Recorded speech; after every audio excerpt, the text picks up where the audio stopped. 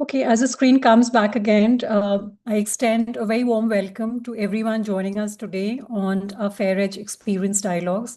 As part of the opening, I take the opportunity to make some remarks about our journey so far. So our focus on listening to experience of multi-stakeholders. To take this narrative forward, we were clear we couldn't do it alone. It required broader collaboration across the ecosystem and where our events have played a significant part. And therefore, I make a mention that today your participation is delivering to a larger cause. And this year, when we revisited the format, we were very clear that we needed to go deeper into conversations of respective stakeholder personas. So from April 16th onwards, as we've launched, many conversations have taken place. And this week, we focus on the employee persona, which have 3 days where it's got dedicated from yesterday until Friday. And yesterday we had an extremely strong start with two very prominent industry leaders. And in case you haven't seen it as yet, I encourage you to look up our LinkedIn post on session takeaways. They're very refreshing nuggets on breaking status quo. And today we're carrying that discussion forward to get ground intelligence from leaders who are leading the mission of employee experience and what it means to deliver to that day in and day out. So a very dynamic panel that we have in our midst. And what they bring to the discussion today, I want to make a mention, will be in their personal capacity on their own reflections. So as we get to their bio slides, I want to make quick mentions in alphabetical order of our three panelists. So first up is Akhilesh Jukareddy, truly represents, dynamism. Early on in his journey, he's been a successful founder. In fact, got his startup acquired, very passionate about social causes and built a very strong community of students across the country. I mean, the reason I mention it is that a lot of that philosophy finds its reflection on what he delivers in his day job as an employee experience leader. And Akhilesh, we're looking forward to be inspired by you. Welcome to the session. And next up is Disha Rambhiya, someone who's had a very strong background in the financial services industry, where trust is so essential. And in fact, as we trace her footsteps, what we also find is excellence on the academic pedigree. We have a gold medalist in our midst, and she brings a very strong combination of marketing, communication, and employee focus. And a lot of her recognition in the industry comes from that combined synergy of those two spaces together. So Disha, looking forward to diverse perspectives coming into the discussion today. Welcome to Experience Dialogues. Next up is Nikhil Sekhar. We really are inspired on his quest for knowledge, and a lot of what he delivers on employee experience is fueled by philosophies of trust, collaboration, and shared belief. In fact, his philosophies are also shaped by him being an avid sports person. We all aspire for happiness. He cracked the code early on by leading the charter of Chief Happiness Officer. So as employee experience leader today, Nikhil, we're looking forward for novelty to come into the conversation. Welcome to Experience Dialogue. And then finally, we have our moderator, Anand Khot, a very seasoned leader whose foundational years have been in sales before he transitioned to people and culture space. In fact, what Anand always brings to the table reflects innovation and transformation. On the side, as he held executive positions for National HRD Network, he reshaped the Pune chapter on many counts. Today, he also mentors emerging business and also consults organization in the transformation journey. So what we know for sure is that we're in extremely capable hands of having a session dialogue to be steered forward. And with that, Anand, over to you to take the reins of the conversation today. Thank you, Sukanya, and thank you all the participants and my dear panelists, Nikhil, Disha, and Akhilesh. What a great evening this is for all of us, and a great afternoon to you, Akhilesh, having joining us from Zurich. And we truly, operating in a global manner, pan India spread. We can't even share from which locations we are joining today. But this is going to be an exciting afternoon.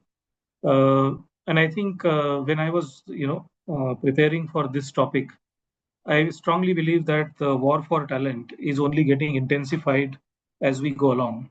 And the industry dynamics, at least in last 30 to 35 years, if you look at worldwide, multiple transitions have happened. We have had a situation of, 2008, then we have had a situation of COVID, then we are going through some of the, geopolitical challenges. And in the midst of this, all industries, all countries are wanting to kind of grow their business, take their GDP to the next level, reset certain parameters, in the global frame of things. But as HR professionals and as industry veterans, as well as the newbies coming in the industry, the point question remains is how are we going to take ourselves into the next wave of this talent war with respect to becoming most relevant for our team members and the colleagues and the professionals who join us. And those folks who are working with us, they want to see how they can get consumer grade experience while working with the organization, because in their lives, and if we consider the various generations which are there at workplaces, most of them have seen drastic positive change in their day-to-day life outside of the organization. And when they come into these four walls of organization, they realize that the experience need to be seamless between these two universes.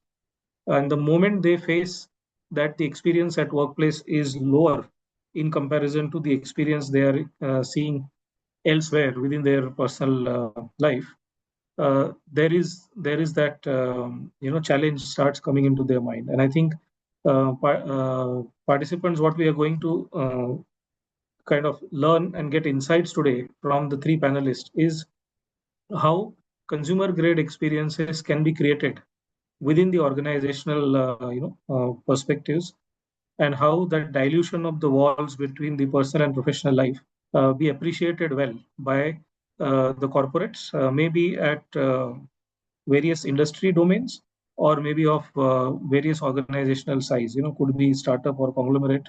But that personalization of each employee being important for the organization has to be kept as a cornerstone while designing initiatives and interventions. And we learn from all three of them as we go along. So on this background, we'll get kick-started, and maybe Akhilesh, I'll come to you first. And Sure.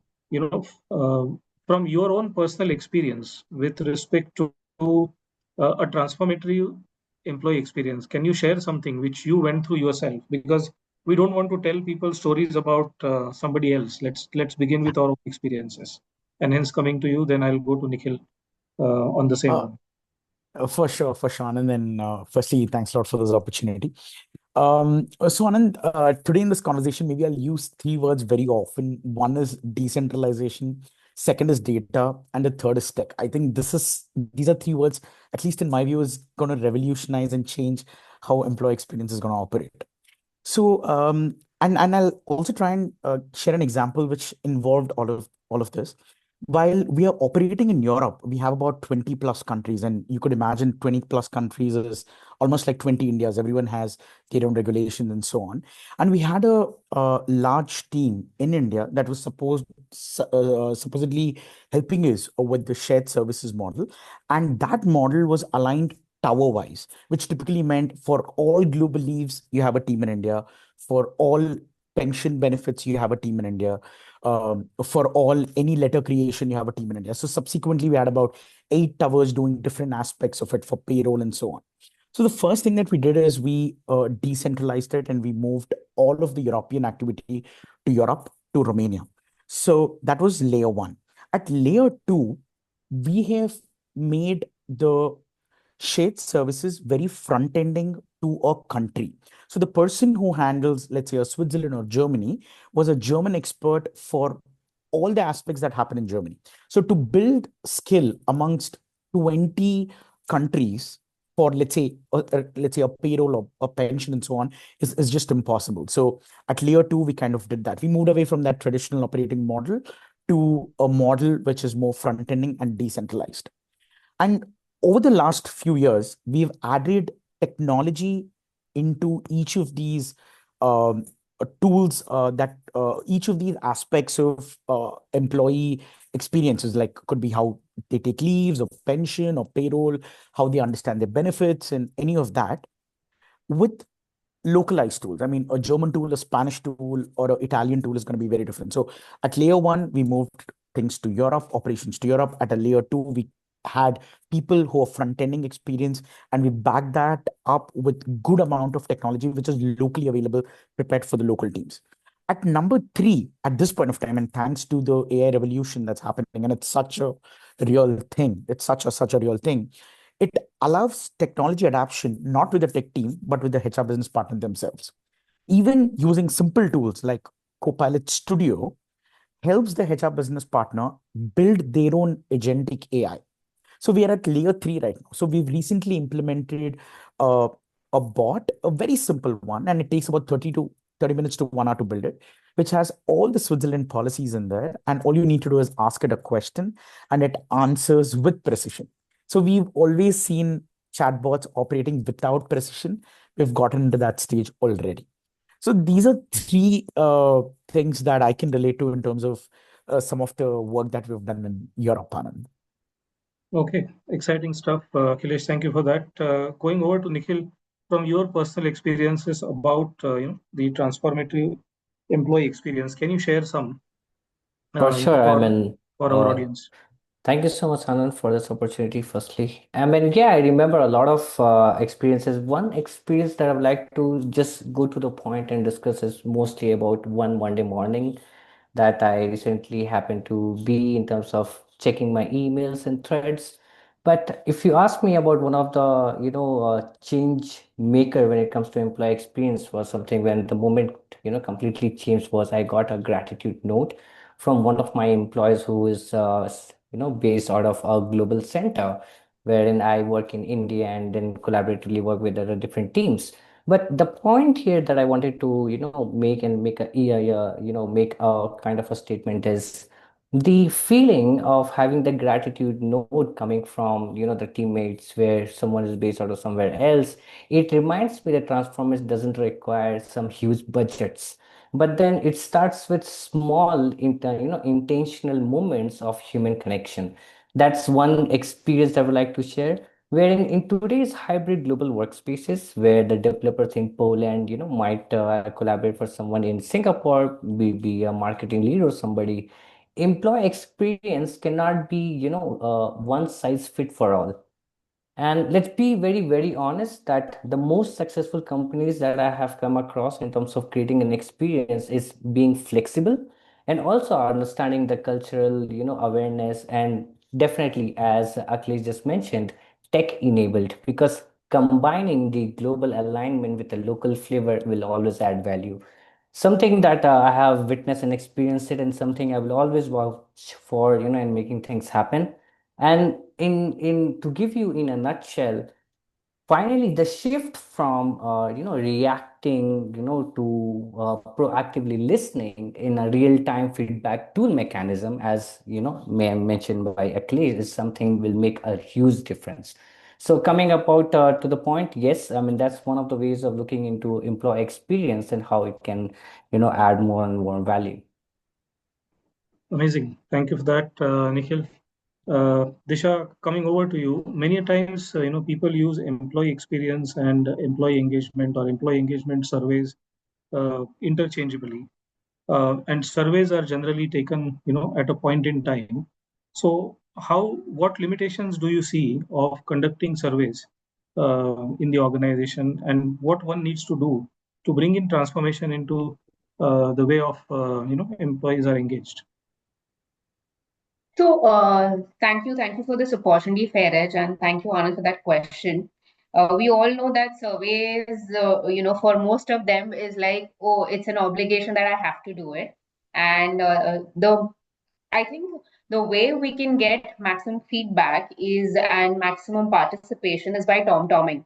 I mean, that's something that I truly believe, and I have seen only if there is enough tom-tomming, there is enough collaboration with the leadership, and the communication is appropriate, then you get the appropriate answers, responses. Otherwise, it's just tick in the box. Okay, there's a survey sent. I have to do it. I will do it at my own pace.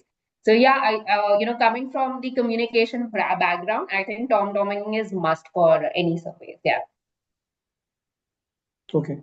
But how do you see the change happening, by virtue of the tech um, in the organization, that the point in time surveys, are they still helping the organization, especially the HR folks like yourself, in making the decisions, or do you expect something different, as in the current times where the information is as stale as yesterday morning.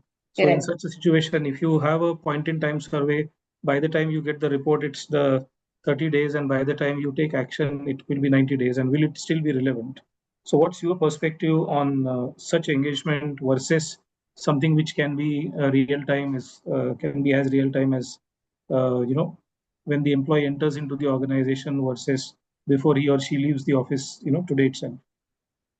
So absolutely real time helps, but if you have the right tools to enable that, right? And what happens also, it depends on organization to organization. For a lot of organizations, there are many AI driven tools that we've adapted, but I don't know how much do we really kind of implement on a daily basis.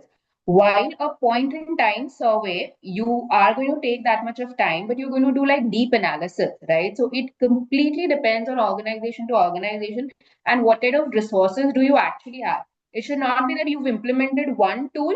Okay, I have done it as a AI or a tech driven initiative, but I'm not going to do anything about it. So completely depending on the organization. Right. Sure. Thank you for that perspective. And I think Sampa, our audience is also itching to give their feedback, because the experience always has to be done with co-creation. So why don't we get to a poll and see what our participants want to say about employee experience?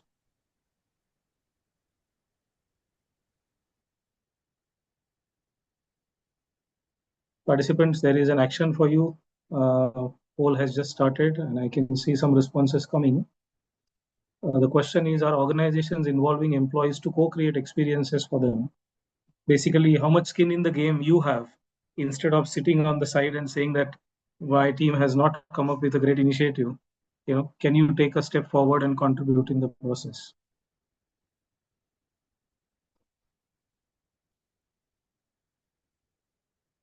And we have 76% of you participating. So, the typical challenge when it comes to getting feedback. I think maybe in another few seconds that number can go up. Somehow once we get to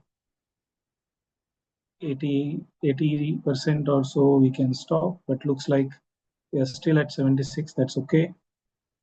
Now, only 20% of you are saying that you are involved in co-creating experiences in your organization, which means 80% of you are not, and 60% are clearly saying no, which means they are fully aware as to what sort of interventions are getting created in the organization and how much opportunity those stakeholders are having in co-creating.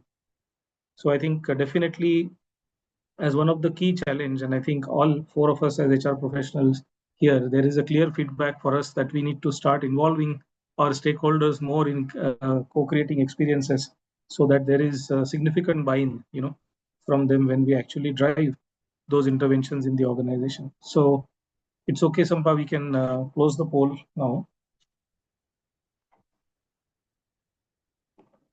On the back of this information, Disha, which we have received, can we get some of your perspectives on how organization can design the new framework for employee engagement, and to the extent possible, this framework should also support the multi-generational workforce which is there in the organizations these days.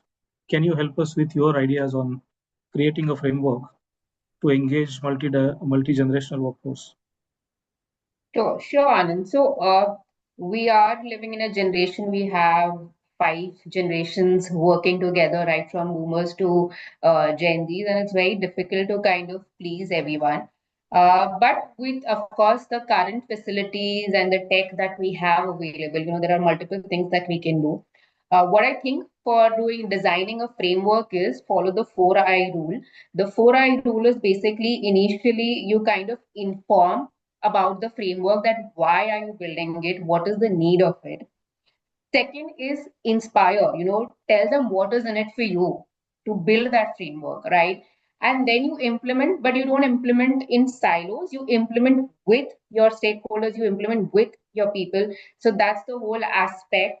And then you institutionalize, then you celebrate about it. So whenever, an organization is looking at creating, I would suggest that these 4 I's are really, really essential. And one thing that I remember that my professor from JBIMS used to tell us is that he was be get off your ass, just talk to employees, and he would very nicely say in that it's Goya. If you don't do that, treat your external customers and internal customers same, so that it's a product. It's not just a framework. You treat it as a product, and that's how you will have a life cycle to it. Absolutely, and really like that idea about 4I and the perspective which you received at JBIMS. As I mentioned earlier, that customer grade experience is what the employees are looking for, and making sure that they experience that is very important. Coming over to you, Akhilesh, you also Yes, alluded Anand. to AI earlier, and how AI is helping in measuring the employee experience. And we don't want to only look at uh, focusing on employee experience, but it needs to also create an impact on the business, right? At the top line as well as bottom line of the business. So share your views. One, that how AI is impacting on measurement, and two, while the experiences are created, they are measured, but are they really, moving the needle in the organization by way of business impact? I mean, absolutely, Anand. I mean, I feel uh, one of the most important thing is to be aware of the tools that are actually available in the market. The momentum of AI and data science is so much and so fast that even 70% of people in organizations like Microsoft and so on are not fully aware of the tech advancement that they're going through. So one is to really be aware of, I mean, the business partners themselves and the employee experience leaders in the organization and the business teams to be aware of the change that's happening in the market is something really important, so that they start using these tools. I mean, I think that's like very premise of where it needs to start. And currently, if we look at a Google Workspace or a Microsoft Viva, and there are many other tools where you have metadata that's available, which is anonymized, which is no breach of privacy. And associates, managers, everyone knows that the data is available for uh, anonymous review. And that really allows them understand the sentiments on the ground. Very simple. One of the it's actually very simple because the backend dashboards are so simple and effective. One of the examples recently I was reading up about an organization that called out burnout of developers because they were doing more than 25 meetings in a week. So that clearly showed that the developers were really spending way too much, and that eventually over 6 months, 1 year is going to lead to a burnout and potentially have them leave, or they don't enjoy their job and so on. And which is really not something that we'd like to do.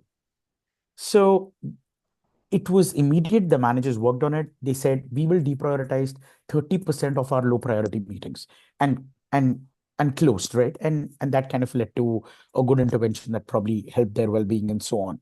So there's a lot of tool available. For example, one of the websites, there's an AI for that.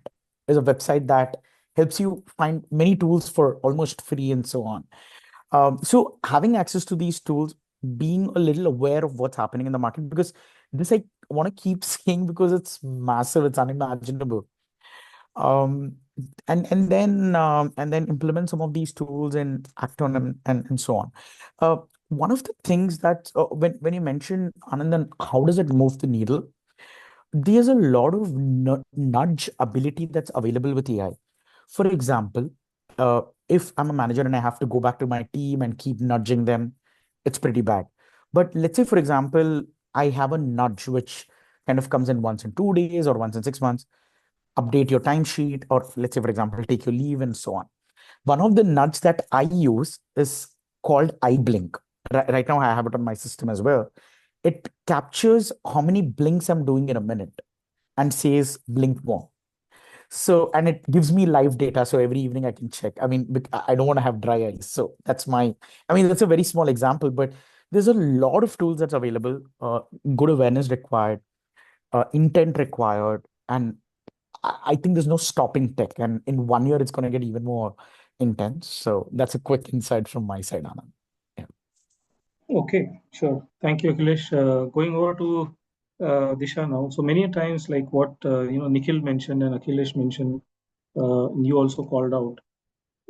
For the small and medium-sized organizations, it may appear that this sort of employee experience tool are out of reach for us. And yeah, these are all good things, but they are meant only for the biggies in the industry. To what extent that is true, and do you have any suggestions and recommendations for our audience where they can think about the scalable employee experience tools which they can consider and look at? So, in the beginning, Nikhil mentioned that, it is about intention. It is not about heavy budgets. And with small and mid-sized firms, I think that's a very big advantage that they have. I understand that, they may not be able to go for these high-end tools, but it is not required for them. These kind of tools are required for organizations where human intervention at such scale is not possible. So I think the SME and mid-size, the best thing that they have is all the forms, Google Forms, MS Forms, the polls, quizzes that are, like available at the hand. And the first thing is that listen and then act. Like you take the feedback, and here there is an opportunity of co-creating.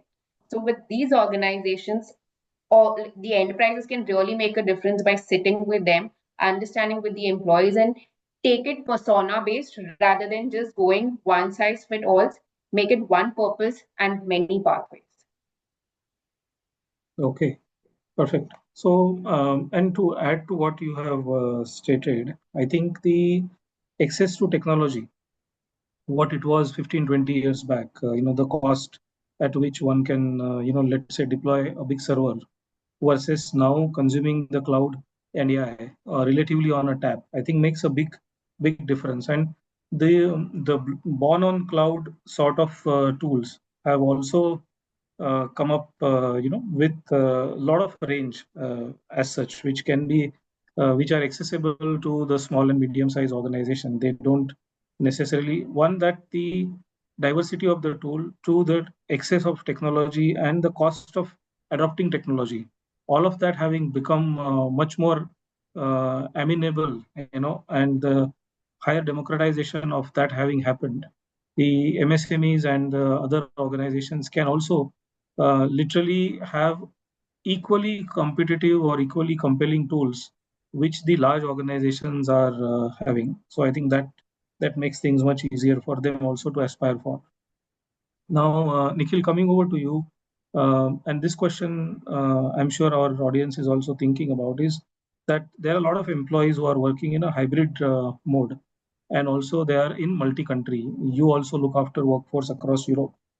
So, uh, employee experience related initiatives, tools, and methodologies, can they be implemented for hybrid workforce and multi-country workforce? Yes, I mean, that's brilliantly asked. Since every employee will have their own, experience when it comes to the differences of culture, be it demographic. Someone working in India might have a different taste altogether than someone working in different nation will have a different taste altogether.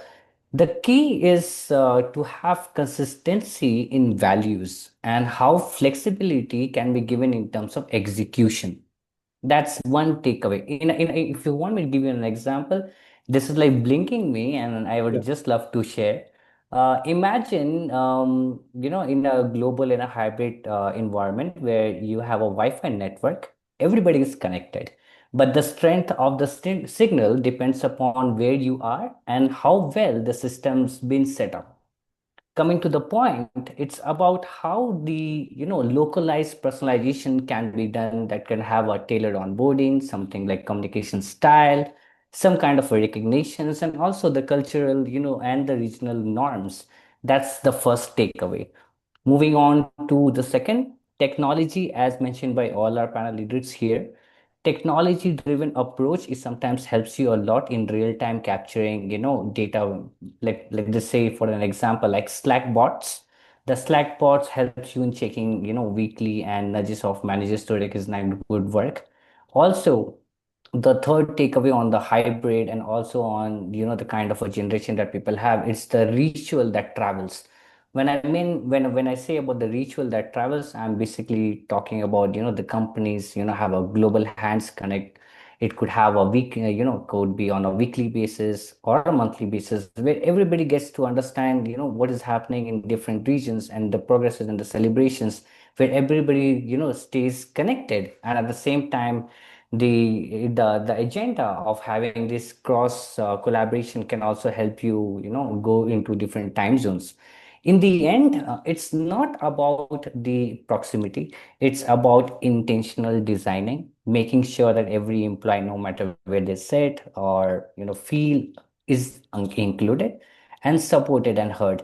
Because the greater employee experience isn't about where you work, it's about how it makes you feel while you do it. So coming to the point, yes, there are different generations working and then hybrid models coming in place. But at the same time, how we conceptualize it, personalize it to have an intent behind making an experience is lies the answer.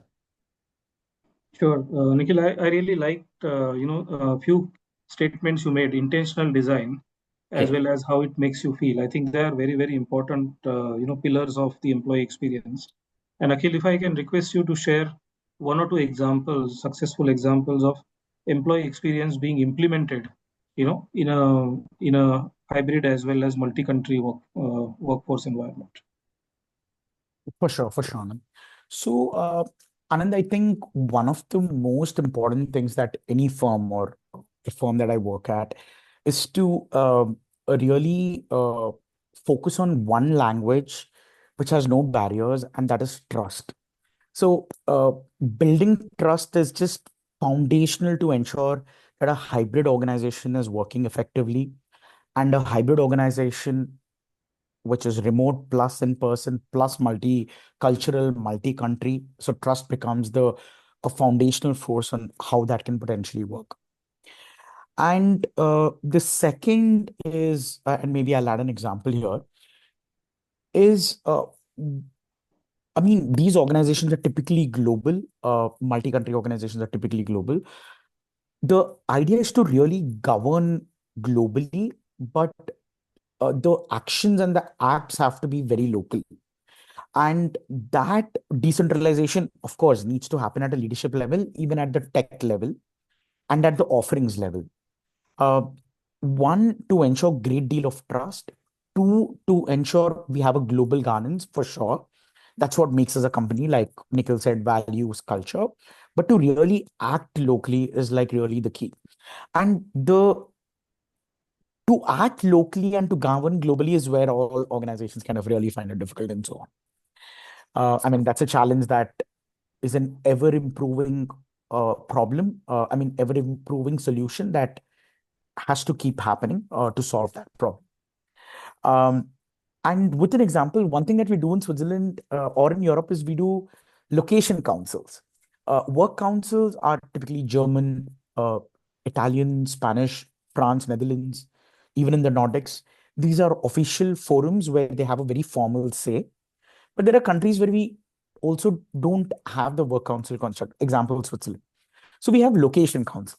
So these location councils have their own styles. There's a local nuance, there's local aspiration of what the associates want, and so on. While it's not the formal say, it's an influencing say.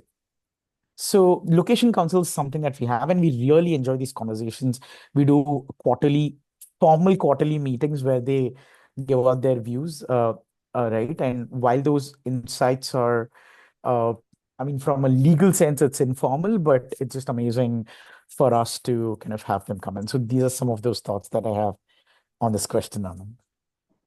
Thank you, Akhilesh. And I mean, having worked in Europe, I can understand the implications of the Works Council and the Locations Council, with the role they play in bringing up Yes, good experiences for the employees, because that is what they want to happen. Now, absolutely. Disha, coming over to you, with respect to, as a practitioner, how you believe that these roles like employee experience, should there be a dedicated role for this, activity within the organization, or are there other stakeholders who can look after the experiences? Similarly, if you can talk about what sort of governance mechanism organization or leadership team should think about in driving employee experiences in the organization. So it's a two-pronged question. Yeah. One is the governance part, and the first one is that should there be a dedicated effort? So within HR functions, we have many sub-functional areas, business partner, employee engagement, executives, and whatnot. So within that, should there be a dedicated role for employee experience? So, employee experience is definitely not one person's job, but when you have a dedicated resource, the resource does act as a catalyst, to get everything together. Hence, my viewpoint is that yes, a dedicated role should be must, but again, it depends organization to organization. In larger organizations, definitely a yes. In a smaller organization, maybe no, right? Because they can have one person doing multiple jobs. So depending on the organization, or the approach can be different for each organization. Talking about governance model, in the small organizations, maybe the HR head or the HRBP can have the responsibilities of leading the entire piece of HR, right, which includes employee experience also. Maybe for a mid-sized kind of a firm, a COE role, right, a center of excellence role. So that could be a good governance way to manage that. Okay, fine, that the entire team is reporting into the HR head or the CHRO. So that is one of the approach that we can look at. The other is embed the approach, right? Like the embedded theory, where we talk about fit, link, and then you kind of even let go. So you decide that what you want to really do. I think yeah, these two three approaches will matter. I mean, it will matter on the employee or the employer and the organization side. Yeah. Okay, perfect. So from an implementation point of view, our participants can take this on board, that how the governance should happen, and should there be, depending on the size of the organization, how they can create a dedicated. Even, I mean, the word dedicated may not be as applicable, but having a right focus on employee experience, I think, will matter given the size of the organization. Now, my next question is for all three of you, and I think a lot of our folks will take notes on this. I'll go with Nikhil first. So, Nikhil, what are those two or three recommendations you have, for creating employee experiences in the organization? So, In a way, looking. what are the aspects to reimagine employee experience in the organization? From the experiences and the things that I've witnessed so far, the first and the most important, I would say, would be shifting the feedback form from an event to feedback as an habit. It shouldn't be something that you do and then you share out your, surveys. It should not, because it's not because we are losing out responses. It's because the fatigue that those feedbacks are creating without even creating an experience. So that's one. Second would be designing for flexibility and not uniformity. Because in today's workspace span, there are different time zones involved, cultural values involved, work styles involved. It should be like an example, like a Lego block. Yeah, when people have choices, control, and tools to shape how they work best. That's something I would like to say. Third, would be something that should be beyond engagement, and the focus should be on the belonging. We are trying to create something because engagement says you're involved. When you talk about being belonging, it says that you matter the most. So those are the top three, my recommendations of how I would try to have a transformation. Amazing, Nikhil. And I think feedback as a habit, design for flexibility, then uniformity, and focus on belonging versus engagement. I think amazing stuff. Going over to you, Akhilesh, same question. What are those two or three recommendations you have for reimagining employee experience in the organization?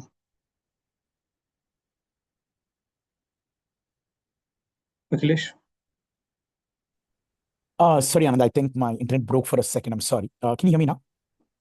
Yes. I Okay, think there perfect. was a network glitch. Go ahead. Yes. Yeah. So Anand, one I feel is to really link employee experience outcomes to business outcomes.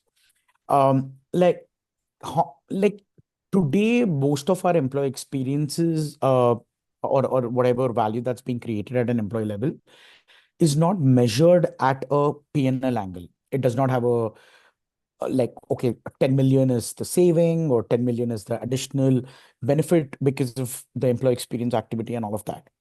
If you can get to a stage, and it's not very difficult, I mean, we just need some parameters that have to be, you can look at attrition as a parameter, you could look at cost of hiring as a parameter, the cost of change, the transition as a parameter, and really identify the dollar value saved, or the business outcome because of the employee experience that it generated. I think that has to be a driving framework of how employee experience, or for that matter, any of the HR activity really works in any of the organizations.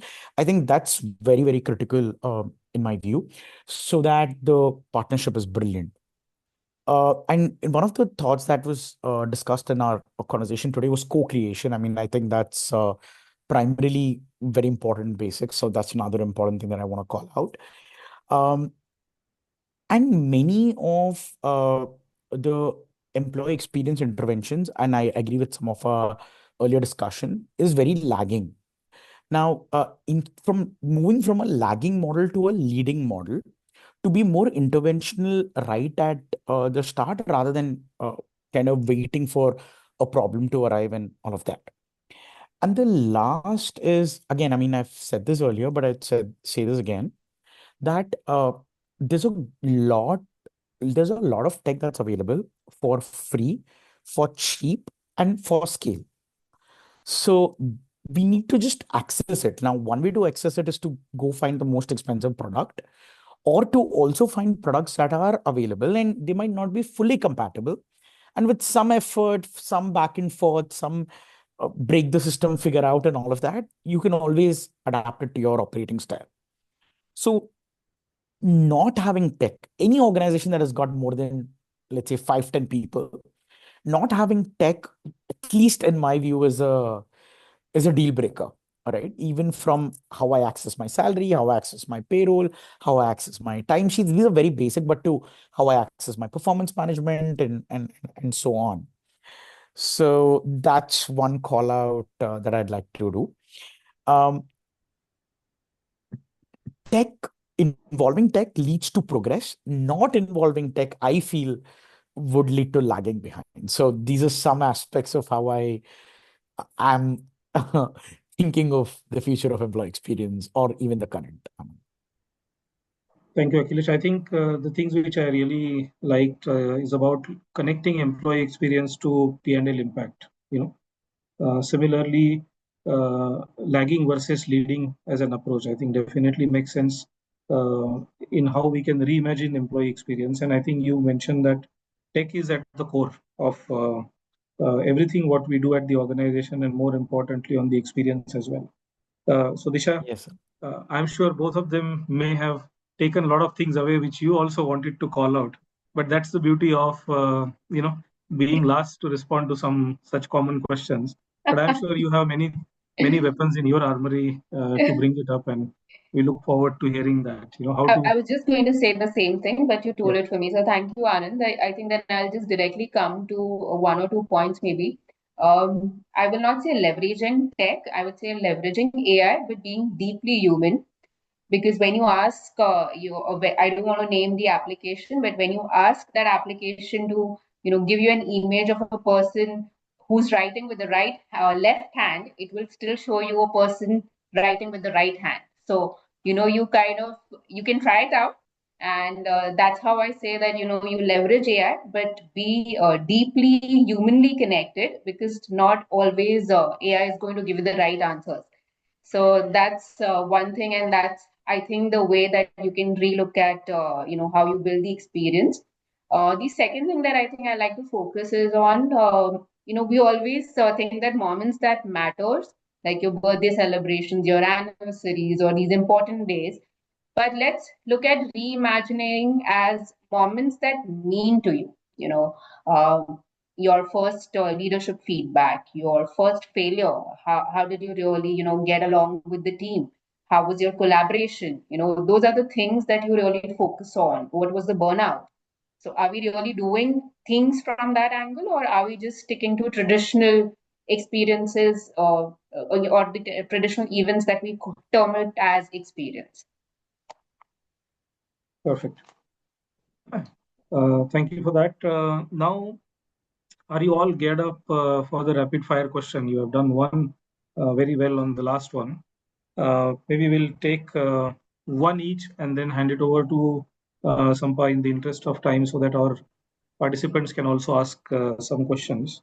So, not in any particular order, but let's say, Nikhil, should organization invest in having a chief employee officer and maybe a chief happiness officer? What's your take on that? Would you subscribe to it?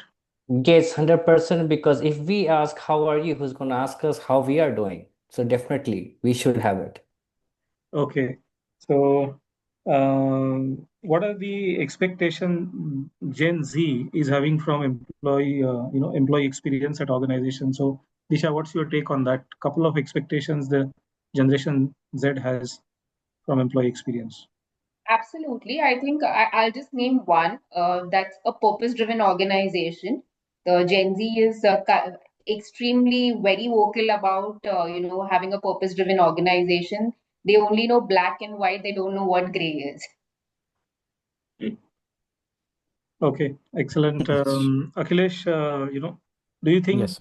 is the hybrid workplace arrangement, are they boon to the organizations or they are the curse? I mean, I think it's the greatest boon ever known to mankind in terms of employment, because it really, really enables a lot of gig workers, people from remote locations, such beautiful stories of people who can work in three-tier, four-tier cities and take care of their ailing parents. And especially for them, when financials are very critical and important. Uh, a lot of women workforces, it's more accessible to them. So I think it's the greatest ever employment a change or that could have ever happened in how workforce goes to work. So absolute boon. Okay, excellent. You guys have been responding it so well to all the questions. I feel tempted to ask one more. So what's your personal mantra when it comes to employee experience? And we can start with Disha now. Okay. I think designing with empathy probably, and leading with or executing it with good intention. So yeah. Amazing, amazing. Nikhil, Mine would be focus on belonging, because engagement is just not enough. wow. You guys are all pro when it comes to leading your workforce and creating great employee experiences for them. Akhilesh, what's your personal mantra of creating employee experience? Right. I mean, I might sound repetitive, but tech as the first order strategy, democratizing, decentralizing tech at every level, at an employee and a HR business partner level, with a Right. foundation of trust. No organization should function without building trust as a foundation. And on top of trust, I feel these three aspects can really enable great employee experience. Amazing, amazing. So we can get back to Sampa or Sukanya for audience question as well, if time permits.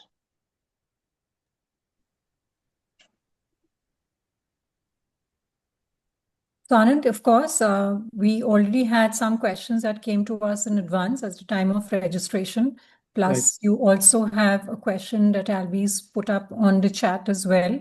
I know it'll take some time to read it. So, your preference on which one you want to get started with. Okay, let me take a look at the.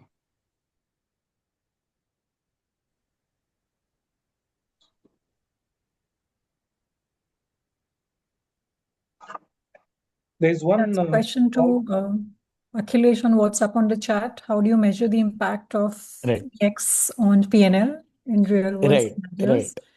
right. So I mean, I can maybe just give a very, very basic example.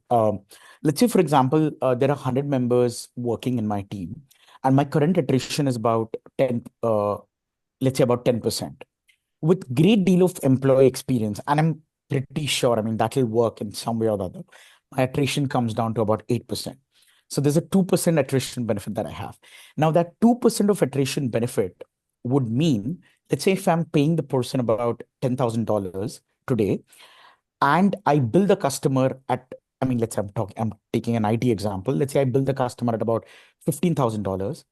And if that employee leaves, I'm going to lose out on that $15,000 for at least a period of a month or two or more till the replacement comes in. When I hire from the market, my $10,000 is eventually going to become at least $13,000. So I lose out on 30% of the salary costs over there. So simple parameters like attrition, the revenue loss because of an associate leaving, the amount of time it takes for the transition, knowledge, and so on. Uh, there's there's a cost to loyalty.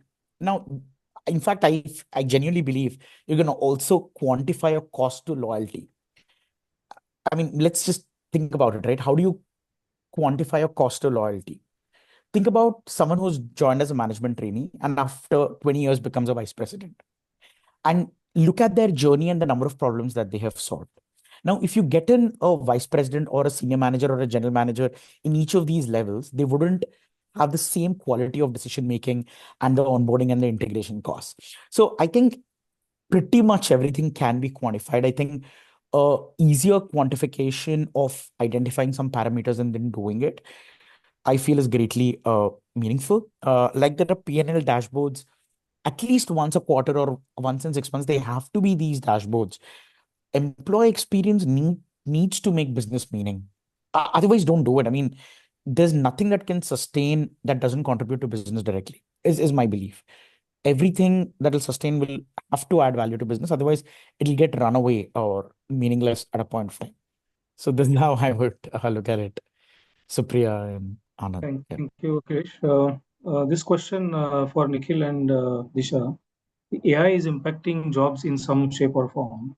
How we can help employees to remain relevant in their craft, so to say, in the respective organization. If you can share some perspectives, because when you spoke about belongingness and other aspects earlier, if they remain relevant for their roles, then only other things will come in, and then only the experience also is going to be counted. So if you can share some perspectives on how employees can remain relevant. I think I'll go first, Nikhil. Okay. So definitely upskilling with the kind of courses that are available online, offline. That certain roles will be kind of replaced with AI. But if you upskill and if you choose something else, you can probably look at in that particular domain what you can do and go ahead with that particular experience. So I would definitely talk about upskilling here. Okay, Nikhil. For me, I understand the logic behind when you say that, yeah, it has to be more into kind of certain specifics. But from my understanding, if we look at from a business point of view, employee experience may be looked at as a cost center, but the day the organizations understand that the more they invest on people and their experiences, the impact is going to be higher. We are eventually addressing attrition as talked by Akhilesh, as talked by Disha. We are not here just to create the fun element, but we're talking about how the business, mission can also be into creating an experience which will overall come together as a solution of making sure that the impact on the attrition is taken care of. Sure. While more questions are coming in, participants, if you have more, you can please bring those up. But in the meantime, let me ask Akhilesh that what are the tools or means organizations can use to understand the gap between employee experience? It can be a gap with respect to expectations or gap with respect to experiences. You can begin, and then Disha and Nikhil can chip in as well. Anand, from a tool availability, there are a lot of behavioral pattern tools which are highly anonymized, and I earlier mentioned there's a lot of metadata that can be utilized to kind of get that in. So that is definitive. Um, and of course, I mean, simple measures of attrition and employee experience sentiments, which is kind of available. How the business is doing in smaller teams. Let's say, for example, it's a very simple example, India-based example. Let's say 100 crore business has about 5 verticals. Each of them is 20 crores. If some business unit is not doing well, I think these are also some of those aspects that could be utilized to understand employee sense of experience and so on. Sure. There is one more where managers play a very important role in shaping employee experiences. So, Disha and Nikhil, what would be your recommendation and advice to managers in creating good employee experiences in the organization? Disha, do you want me to go first on this? Yes, please. All right. Great question, though. Yeah, I mean, from my understanding, all the managers should have a real-time dashboards. These dashboards are something that will help you take quick, meaningful actions. Another most important part would be, making sure that these segment feedbacks are not something that's gonna go and get dumped. Wherein it's more to have, kind of ignoring the clipboards and having in-person conversations and real-time understandings of how and what things are happening. And that's what it may give you a bigger impact to create that kind of an experience, which is on real-time basis. That's one from me. Disha, on you. I'm a little confused here. The managers of employee experience, HR, or business managers? What are we talking about? Talking about the business managers with whom employees are working on a day-to-day basis. Okay.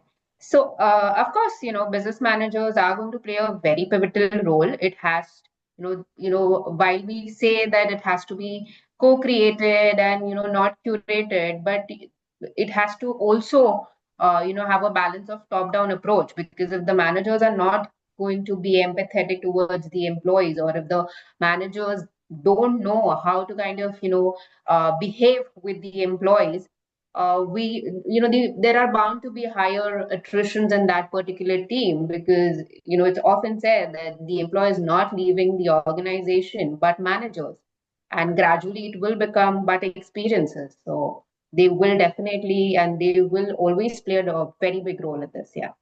Just to close on what Disha just mentioned, and in a nutshell, always close the loop. Share back what we heard and what we are doing about it. The transparency builds a deeper trust.